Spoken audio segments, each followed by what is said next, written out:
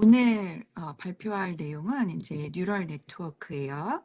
그래서 뉴럴 네트워크라고 하는 컨셉 자체는 저희가 뭐 클래시파이어라고 하는 다양한 기법들, 뭐 SVM이라던가 아니면 로지스틱 레그레이션 이런 컨셉도 사실은 베이직 단일 뉴럴 네트워크 모델에서는 같이 해석이 될 수 있는 그런 부분입니다. 그래서 초기 단계로 그 부분을 좀 얘기를 하도록 할게요. 뉴럴 네트워크라고 하는 거는 일단 하나의 뉴런이 있으면 그걸 퍼셉트론이라고 얘기를 하고 이제 그게 여러 개 있으면 뉴럴 네트워크이다라고 개념을 단어를 쓸 수가 있죠. 그래서 등장 자체는 1960년도에 등장을 했는데 1980년도 때 쇠퇴를 했다가 최근에는 다시 활발하게 되고 있는 분야입니다. 그래서 저희가 SVM에서 이미 많이 접해본 표현이긴 한데요. W 트랜스포즈 하고 있는 프로덕트 X를 한 다음에 B를 더했을 때 요것을 뉴런으로는 어떻게 표현을 하느냐. 일단 X라고 하는 것이 X1부터 이제 D까지 존재를 하고요.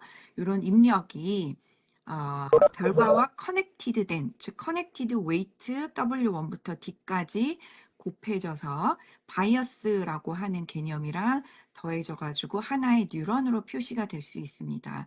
그래서 저희가 이렇게 길게 얘기를 했지만 그리고 그림으로 표현된 요것을 딱 클리어하게 이퀘이션으로 표현을 하면 다음과 같이 표현을 할 수가 있고요. 그래서 그 X라고 하는 건 아까 설명드린 것처럼 1부터 D까지 가질 수 있는 입력 값들이고 그것이 이제 벡터가 되겠습니다. 그래서 요것을 이제 시그마로 이제 표현을 하면 가운데 있는 이퀘이션 표현이 되는 것이고 짧게는 A 그다음에 X라고 볼 수가 있겠어요. 그래서 결론은 이런 AX를 다양한 액티베이션 펑션에다가 대입을 할 수가 있는데 이런 아웃풋 액티베이션 펑션은 이퀘이션 표현으로는 AX를 G로 이제 통과를 시키는 거죠. 그래서 궁극적으로 제일 짧게는 H of X로 표현을 할 수가 있습니다. 그래서 이런 액티베이션 펑션은 이제 종류가 굉장히 많기 때문에 이런 종류별로 뉴런의 다양한 특성을 이제 표현을 해볼 수가 있겠습니다. 네, 그래서 다시 한번 정리를 하자면 W는 커넥션 웨이트가 되고 B는 뉴런 바이어스가 되고 G는 액티베이션 펑션이라고 이제 불리우게 됩니다. 그래서 크게 앞부분을 프리 액티베이션이라고 하고 혹은 인풋 액티베이션이라고 얘기를 하고 요 뒷부분에 있는 부분은 결국에 아웃풋 액티베이션이라고 이제 얘기를 하게 됩니다. 그래서 이런 뉴런으로 우리는 무엇을 할 수 있느냐? 아주 간단하게는 저희가 SVM에서 살펴봤듯이 바이너리 클래시파이어를 고려해 볼 수가 있습니다. 그래서 X1이라던가 X2라는 2차원 입력 값에 따른 뉴런의 액티베이션, 즉 Y1 앞에서 볼 수 있는 것은 이런 H 최종 값인데요. 입력 값에 따른 Y를 이렇게 분류를 해볼 수가 있겠습니다.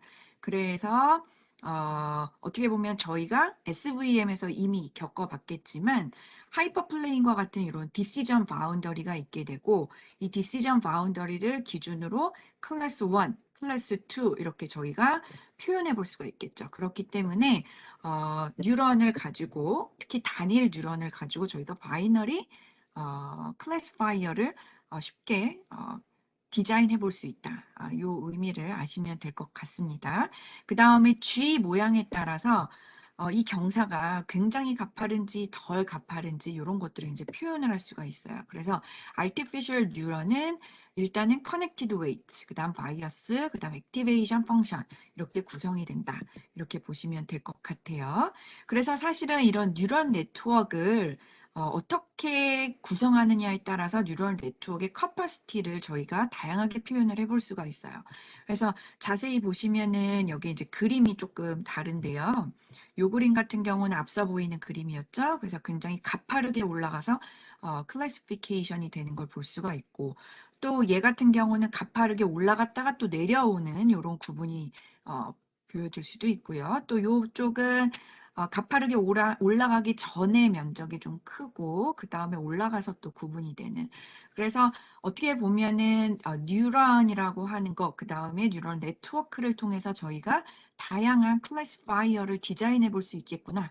이런 캐치를 좀 해보시면 좋을 것 같습니다. 그래서 궁극적으로 나중에 딥러닝이라고 하는 거를 저희가 보게 되면 은닉층의 개수가 굉장히 많기 때문에 지금 앞서 보이는 그림처럼 정교하게 카파시티를 저희가 디자인을 하고 설계를 해볼 수가 있겠죠.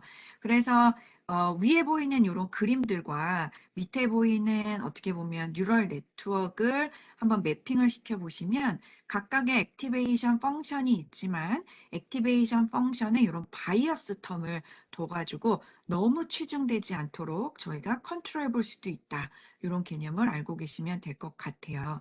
그래서 여기서 보면은 Y1, Y2가 여기에서 보이는 Y1, Y1, Y2가 되는 것이고 궁극적으로 이런 단일 각각의 뉴런을 가지고 뉴런 네트워크를 디자인을 해서 Z라고 하는 새로운 아웃풋 액티베이션을 저희가 만들 수 있구나. 이런 컨셉을 또 캐치를 하시면 될 것 같습니다. 그래서 이런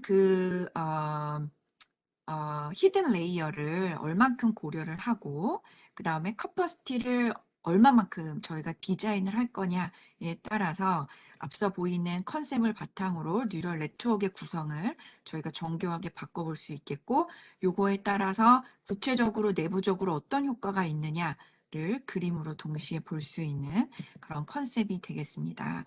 또한 저희가 이미 얘기를 했지만 이런 뉴럴 네트워크를 가지고 저희가 바운더리를 찾아서 클래시피케이션을 좀 해볼 수가 있어요. 그래서 크게 이제 두 군데로 나누었다가 그 내에서도 또 세부적으로 어떻게 클래시피케이션을 할 것이냐 이 부분을 고려해 볼 수 있는 이런 컨셉이 뉴럴 네트워크가 되겠습니다. 그래서 이런 뉴럴 네트워크의 사실 커퍼시티라던가 정교함은 액티베이션 펑션을 어떤 것을 쓰느냐에 따라 좀 다른데요.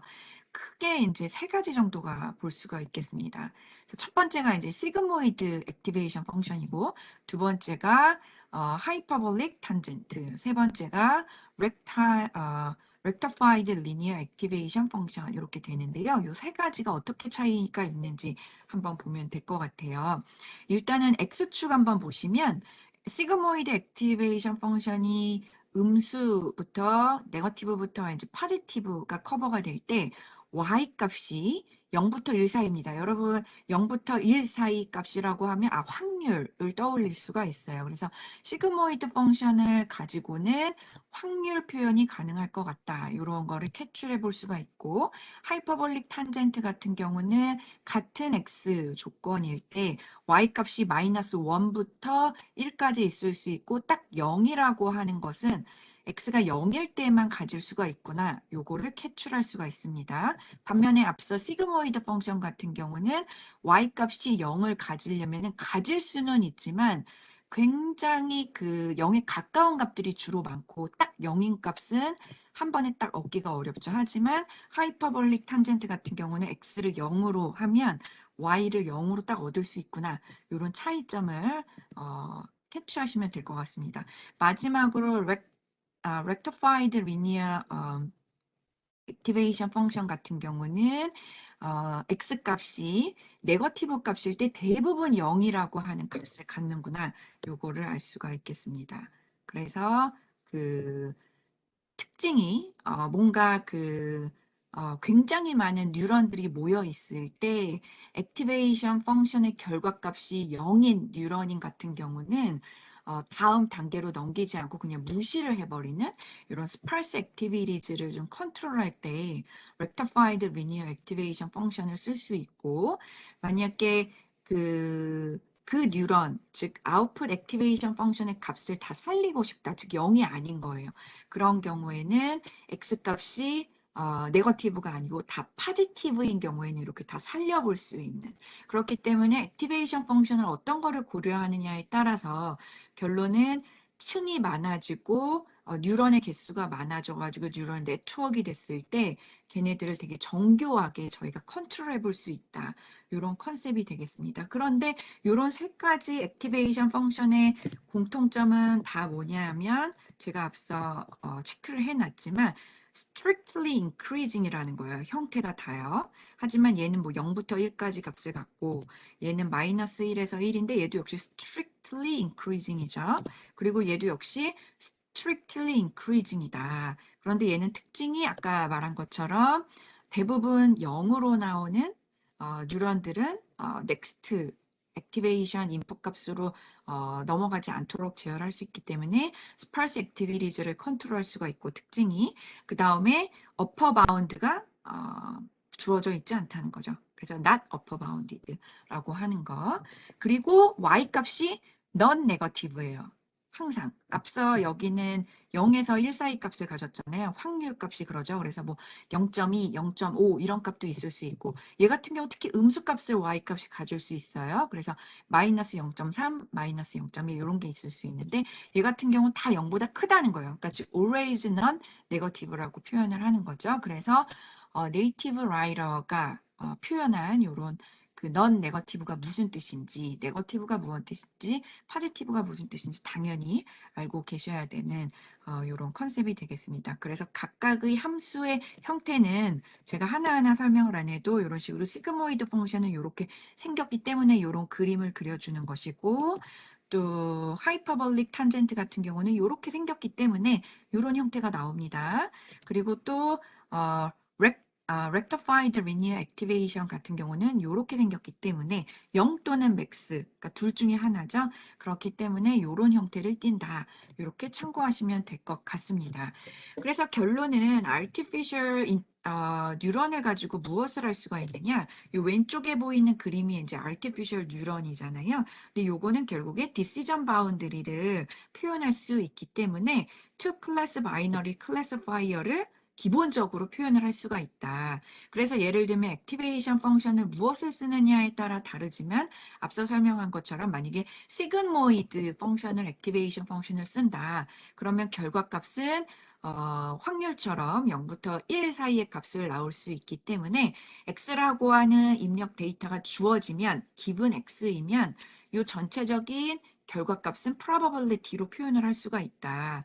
그래서 요거는 결국에 logistic regression classifier라고 표현이 될 수가 있겠죠. 그래서 머신러닝 기법들 중에서 뭐 지도학습 중에서도 클래시파이어가 있고 그다음에 레귤레이션 파트가 있고 그다음에 클래시피케이션 파트 중에서도 굉장히 많은 클래시피케이션 스킴들이 있는데 그 중에 뉴럴 네트워크라고 하는 개념을 이용해 가지고 역시 클래시파이어를 특히 two classes binary 클래시파이어를 너무 베이직하게 표현할 수 있다. 요거를 알고 계시면 될 것 같습니다. 그래서 예를 들면 decision boundary를 기준으로 최종적으로 뭐 y 값이 0.5보다 크다. 그러면 뭐 클래스 1이다. 이렇게 프리딕션을 하고 그게 아니다. 그러면은 클래스 0 쪽이다. 이런 식으로 우리가 two classes로 구분을 할 수 있다는 거죠. 그래서 액티베이션 펑션을 이번에는 시그모이드로 쓰지 않고 앞서 설명드린 것처럼 뭐 rectided 혹은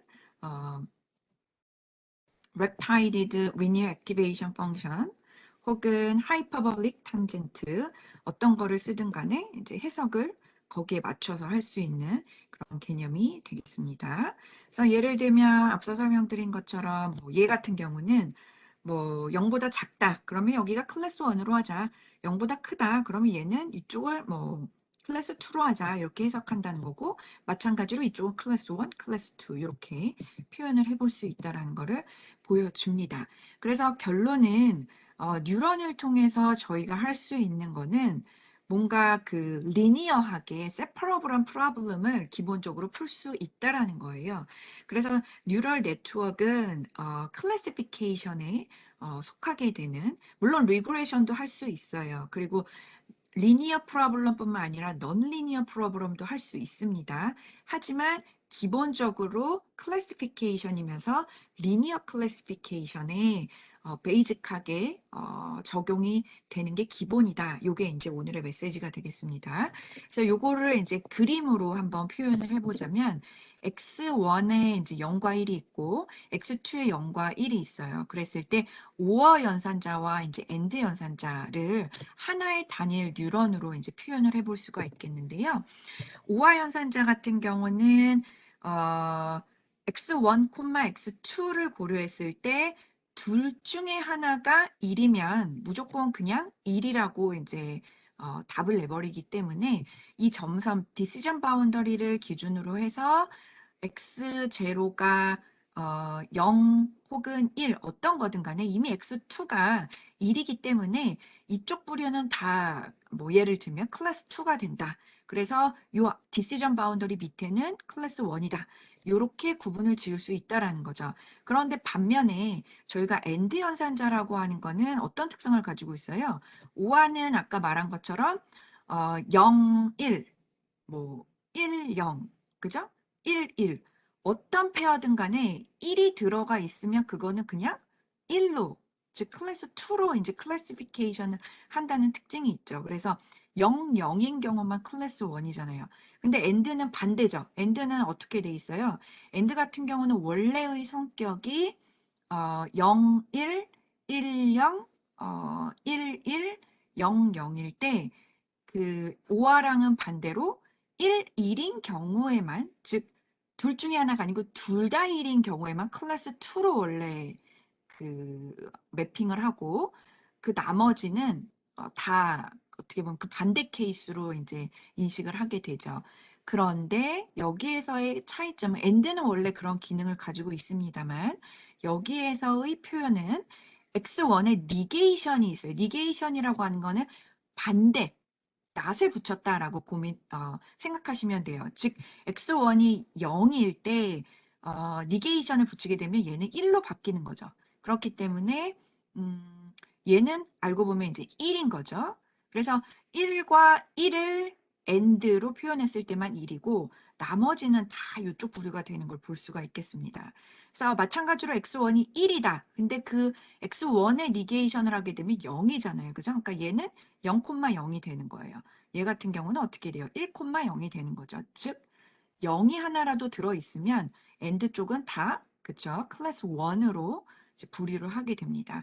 마찬가지 같은 원리로 이번에는 x1이 아니고 x2의 니게이션을 하게 되면 디시전 바운더리가 이렇게 되면서 클래스 1과 클래스 2가 이제 구분이 되는 거예요. 그래서 요거를 바탕으로 저희가 알 수 있는 건 뭐냐면 뉴런 하나를 가지고 우리가 입력값 x1과 x2가 들어왔을 때 어떤 형태로든 간에 투 클래스 파이어로 우리가 디자인을 해볼 수 있구나. 요거를 기억을 하시면 됩니다. 그런데 OR라던가 AND 말고 XOR라는 연산자가 있죠. 이런 경우에는 이제 리니어하게 풀 수 없는 상황에 이제 도달하게 됩니다. 그렇기 때문에 뉴런 하나로는 되지가 않고 이제 뉴런을 여러 개 조합해가지고 이런 그 엑소와 문제를 풀게 되는 거예요. 앞서 설명드린 것처럼 이제 이게 각각의 단일 뉴런으로 표현을 할 수가 있잖아요. 근데 이 단일 뉴런을 합치는 거예요. 그래서 이쪽에 뉴런 하나, 이쪽에 뉴런 하나 이런 식으로 여러 개의 뉴런을 합치게 되면 XOR 문제도 풀게 됩니다. 앞에서 설명해 드렸듯이 저희는 하나의 뉴런을 가지고 two class classifier를 기본적으로 디자인할 수 있습니다. 다시 한번 정리를 해 드리자면 만약에 앞서 보이는 화면처럼 11, 10, 01, 00과 같은 입력 데이터가 주어져 있다고 했을 때 5화를 연산을 하게 되면 111, 0으로 나오게 되고 이를 그림으로 표현하게 되면 하나의 클래시파이어, 리니어 클래시파이어를 기준으로 요 위에 있는 세모는 111이 되겠습니다. 반면 00, 즉 x1이 0이고 x2도 0인 경우에 이 동그라미 표시는 클래시파이어에서 리니어 클래시파이어 밑에 부분이 되겠습니다. 즉 클래스 1, 클래시파이어 디시전 클래시피케이션 라인을 기준으로 클래스 2가 되겠습니다. 같은 원리로 AND 같은 경우는 11, 10, 01, 00에 대해서 첫 번째 케이스는 1, 두 번째, 세 번째, 네 번째는 이제 0으로 나오게 되는데요. 이를 만약에 하나의 뉴런으로 디자인을 해서 two class classifier를 하나의 decision line으로 그리게 되면 앞서 설명드린 것처럼 요 밑에 부분은 클래스 1, 위에 부분은 클래스 2가 되겠습니다. 따라서 or 혹은 다양한 and 연산을 통해서 two class classifier를 하나의 단일 뉴런으로 표현을 할 수가 있고, 이는 하나의 decision boundary를 기준으로 클래스 1과 클래스 2 이렇게 구분할 수 있기 때문에 two class classifier라고 볼 수 있겠습니다. 따라서 기존에 존재하던 개념인 or와 and를 가지고 앞서 그림에서 보실 수 있는 클래스 2와 클래스 1, 또 클래스 2와 클래스 1으로 구분을 할 수가 있겠습니다. 하지만 제가 앞서 이미 운을 띄워드렸겠지만 XOR 같은 경우는 하나의 라인으로, 즉 two class classifier, 즉 linear classifier 단일선으로 클래스를 구분을 할 수가 없겠습니다. 만약에 저희가 선을 다음과 같이 그었다고 한번 생각을 해 보도록 하겠습니다. 만약에 선을 이렇게 그었다라고 하면 요거는 two class classifier일까요? 아니죠. 왜냐하면 클래스 2가 해당되는 세모 모양이 여기에도 있고 여기에도 있죠.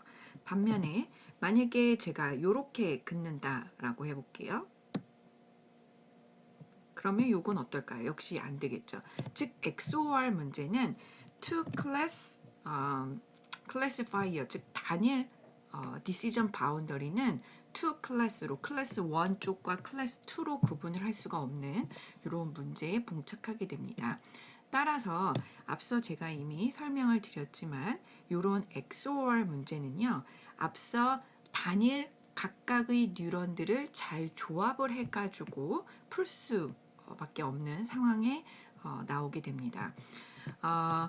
만약에 저희가 XOR 문제를 풀고 싶다면 XOR이라고 하는 거는 기본적으로 1, 1, 0, 0 이렇게 어떤 값이든 간에 두 개의 입력 데이터가 동일한 경우에는 XOR의 값이 이제 이런 식으로 제로가 나오게 되고 1, 0, 0, 1 이런 식으로 입력 데이터 두 개가 서로 다른 경우에는 이런 식으로 1이 나오게 됩니다. 그래서 1인 경우에는 뭐 클래스 2로 하고 0인 경우에는 클래스 1이라고 했을 때 저희는 XOR 문제를 단일 linear classifier로, 즉 하나의 라인으로는 구할 수 없기 때문에 결국에는 파란색 얇은 선 안에 있는 두 개의 각각의 뉴런, 즉 두 개의 뉴런을 잘 조합을 해서 XOR 문제를 풀어야 됩니다.